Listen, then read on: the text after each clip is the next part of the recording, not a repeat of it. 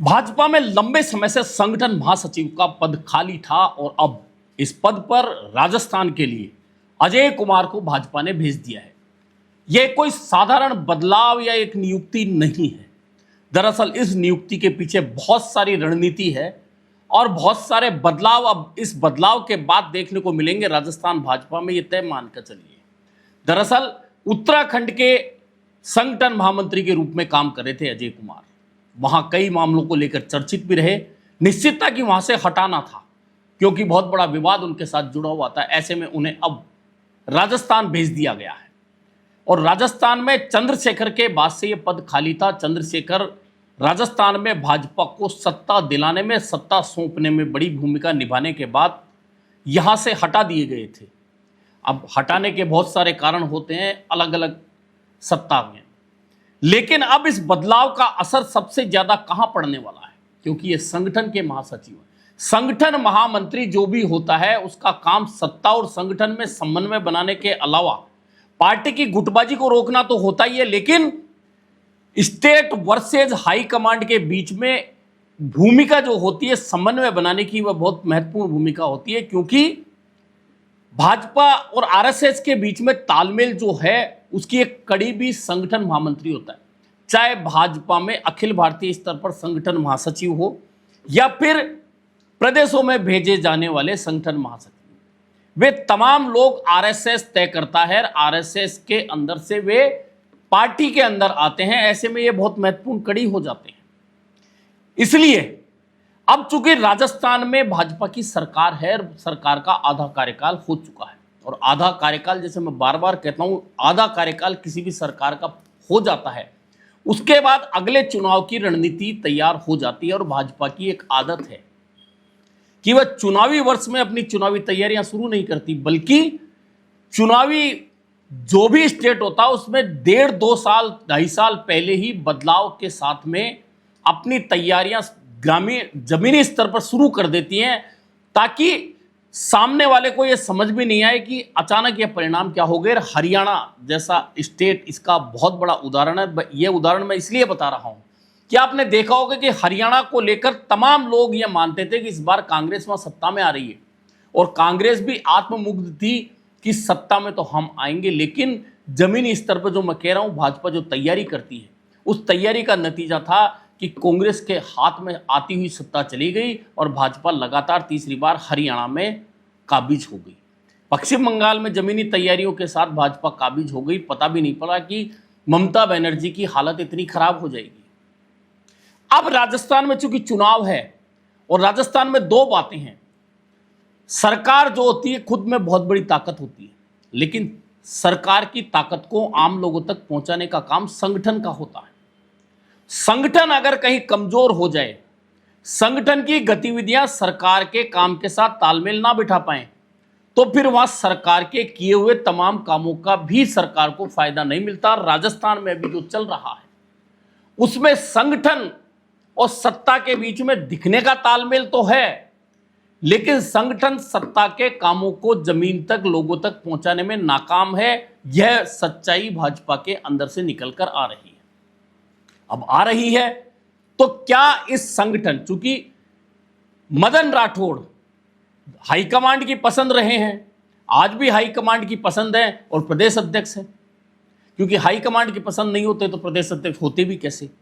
लेकिन समस्या यह है कि मदन राठौड़ ना तो पार्टी में गुटबाजी और नेताओं की बयानबाजी रोक पाए, ना संगठन स्तर पर इतनी मजबूत परफॉर्मेंस दे पाए कि सत्ता जो भी करे उस काम को वे संगठन के जरिए आम लोगों तक ले जाए और लोग ये कहे कि हाँ, भाजपा की सत्ता बहुत अच्छा काम कर रही है। बल्कि इसके उल्टे परिणाम आ रहे हैं कि पूरे राजस्थान में भाजपा सरकार के खिलाफ नकारात्मक नैरेटिव सेट होता जा रहा है कि यह सरकार कुछ नहीं कर रही है।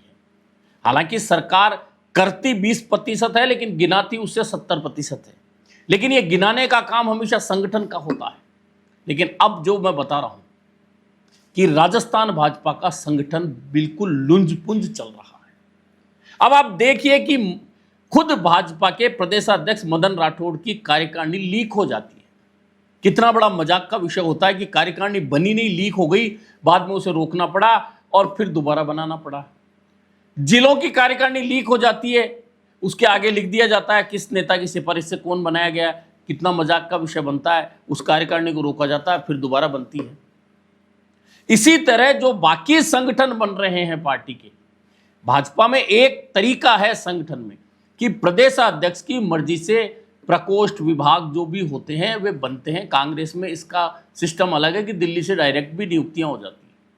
लेकिन इसके बावजूद मदन राठौड़ ने जो भी संगठन खड़ा किया, जिन भी लोगों के सहारे वे संगठन को चलाना चाहते हैं और जो भी प्रकोष्ठ बनाए हैं, आप देख लीजिए सड़क पर कहीं भी सत्ता के साथ तालमेल बिठाते हुए कोई सा भी संगठन क्या सत्ता के कामों को लेकर जनता के बीच जा रहा है।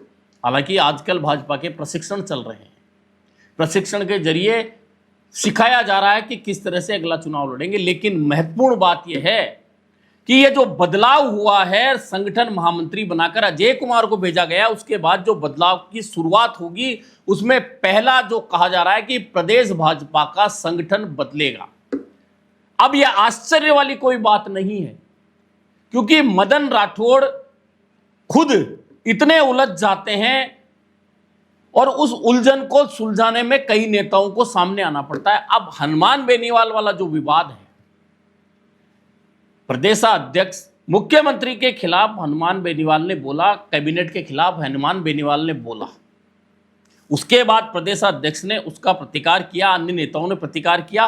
करना चाहिए, मुख्यमंत्री कैबिनेट के खिलाफ कोई विपक्षी बोल रहा है तो उसका खिलाफ आपको बोलना चाहिए, आरोपों के जवाब देने चाहिए, दिए। लेकिन उसके बाद का जो घटनाक्रम है, उसके बाद का जो घटनाक्रम हुआ, मदन राठौड़ कुचामन गए तो आरएलपी कार्यकर्ताओं ने काले झंडे दिखाए। यह एक सामान्य प्रतिक्रिया है, विपक्ष और सत्ता पक्ष के बीच में इस तरह का चलता रहता है। आप शायद लोग भूल गए हों तो याद दिला दूं, कांग्रेस की जब सत्ता थी तो यही नागौर था, मोलासर था, यही कुचामन था।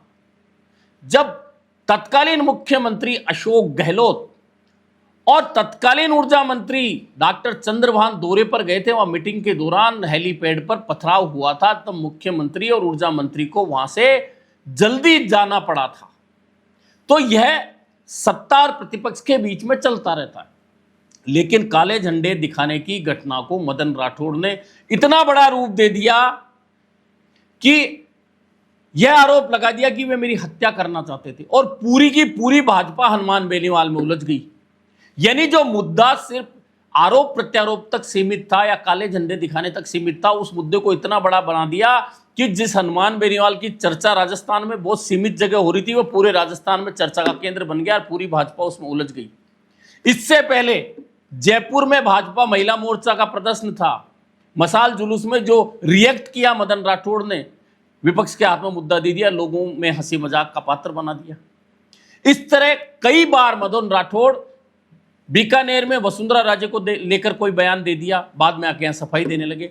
यानी कि मदन राठौड़ सत्ता का काम लोगों तक पहुंचाने का काम करने की बजाय खुद ही ऐसे कामों में उलझ जाते हैं कि सत्ता का काम वे लोगों तक पहुंचाते ही नहीं है।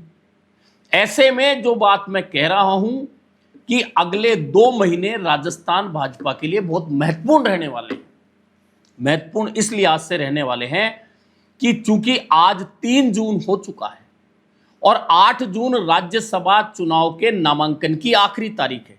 यानी अगले 2 या 3 दिन तो वैसे महत्वपूर्ण रहने हैं कि राजस्थान भाजपा के जरिए राज्यसभा के अंदर कौन सांसद बनकर जाने वाला है। नाम सतीश पूनिया का भी है, नाम अलका गुर्जर का भी है, नाम राजेंद्र राठौड़ का भी चल रहा है, नाम अन्य लोगों के भी चल रहे हैं, नाम प्रभुलाल सैनी का भी आ रहा है। लेकिन बनेगा कौन, यह तभी पता चलेगा जब दिल्ली से सूची आएगी कि ये राज्यसभा सदस्य राज्यसभा के लिए नामांकन करने वाले हैं, ये हमारे उम्मीदवार हैं। तो पहला बदलाव जो आएगा उसमें यह झलक दिख जाएगी कि भाजपा किस रणनीति के तहत अब बाकी 2.5 साल की राजनीति करने वाली है। लेकिन 2 महीने इसलिए महत्वपूर्ण बताने वाला हूं कि मदन राठौड़ के साथ में जो संगठन चल रहा है, उस संगठन के जरिए सत्ता का जो फायदा होना चाहिए वह नहीं हो रहा है, और ना संगठन के लोगों को सत्ता के अंदर जगह मिल रही है।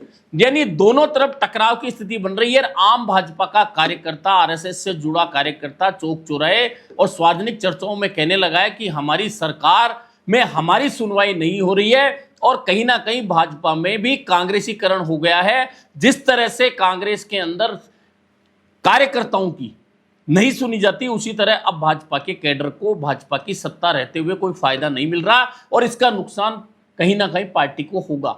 ऐसे में अब संगठन में बदलाव, यानी कि सीधे सीधे मदन राठौड़ की रवानगी की बात मैं कह रहा हूं। आने वाले दिनों में आप देखेंगे कि मदन राठौड़ की प्रदेश अध्यक्ष पद से रवानगी के रास्ते धीरे धीरे तैयार कर दिए जाएंगे और चूंकि संगठन महामंत्री की नियुक्ति एक तरह से प्रदेश अध्यक्ष के बाद में दूसरी पावरफुल पोस्ट हो जाती है और चूंकि मदन राठौड़ जो जिम्मेदारी निभाने में नाकाम रह रहे हैं, तो लोगों की अप्रोच अब सीधे संगठन महामंत्री के पास होगी और संगठन महामंत्री के पास अप्रोच होगी तो संगठन महामंत्री सत्ता से बात करेंगे और हाई कमांड से बात करेंगे। ऐसे में मदन राठौड़ की ताकत धीरे धीरे अपने आप कम हो जाएगी। पहले भी आपने देखा होगा कि जब चंद्रशेखर यहां संगठन का काम देख रहे थे तो एक अलग ताकत खुद चंद्रशेखर बने हुए थे और तमाम काम या तमाम निर्णय के अंदर चंद्रशेखर की भूमिका होती थी। अब उसी भूमिका में अजय कुमार आ जाएंगे और अजय कुमार उस भूमिका में आ जाएंगे तो चूंकि पहले भी मैंने कहा मदन राठौड़ पार्टी के वर्कर हो सकते हैं, पूर्व विधायक हो सकते हैं, वर्तमान सांसद हो सकते हैं, लेकिन वे नेता नहीं हैं और नेता नहीं हैं तो फिर चुनाव के अंदर चेहरा तो नेता का चाहिए। एक तरफ मुख्यमंत्री खड़े होंगे, दूसरी तरफ संगठन का अध्यक्ष अगर नेता नहीं है तो उसकी अप्रोच लोगों के अंदर जनता के बीच में कमजोर होगी और कमजोर अप्रोच होगी तो उसका नुकसान पार्टी को होगा। ऐसे में आने वाले दिनों में सबसे पहली झलक राज्यसभा चुनाव के लिए 2 उम्मीदवारों के चयन में नजर आएगी नए संगठन महामंत्री के आने के बाद जो बदलाव होगा उसकी। और फिर अगले 1 महीने के दौरान आपको यह नजर आने लगेगा कि भाजपा अपने संगठन में किस स्तर पर बदलाव करने वाली है। जैसा मैंने कहा कि मदन राठौड़ अध्यक्ष पद पर जो बैठे हैं, बहुत जल्द उनकी जगह नया चेहरा पार्टी संगठन के अध्यक्ष के रूप में मौजूद होगा राजस्थान में, यह तय मान के चलिए। और वो चेहरा ऐसा होगा जो पुराने लोग जो नाराज हुए बैठे हैं उन लोगों को भी साथ बिठा सके और जब चुनाव शुरू हो आखिरी साल में उन दोनों गुटों को साथ लेकर लोगों के बीच जा सके। यह सबसे महत्वपूर्ण बात होगी। अजय कुमार को राजस्थान में संगठन महामंत्री के रूप में भेजना भाजपा की चुनावी तैयारियों की पहली झलक है और आने वाले दिनों में यह झलक और बदलावों के साथ नजर आएगी और नजर आने के साथ भाजपा जमीनी स्तर पर अब तक जो नहीं कर पाई है अब उन कामों को तेजी के साथ में संगठन के जरिए ले जाने का प्रयास करेगी, क्योंकि भाजपा जानती है कि कांग्रेस अभी आत्ममुक्त है और आत्ममुक्त कांग्रेस को अगर फिर से पछाड़ना है तो उसके लिए जमीनी स्तर पर तैयारियां जरूरी है। उसके लिए फिर किसी को भी हटाना पड़े, चाहे वे मदन राठौड़ ही।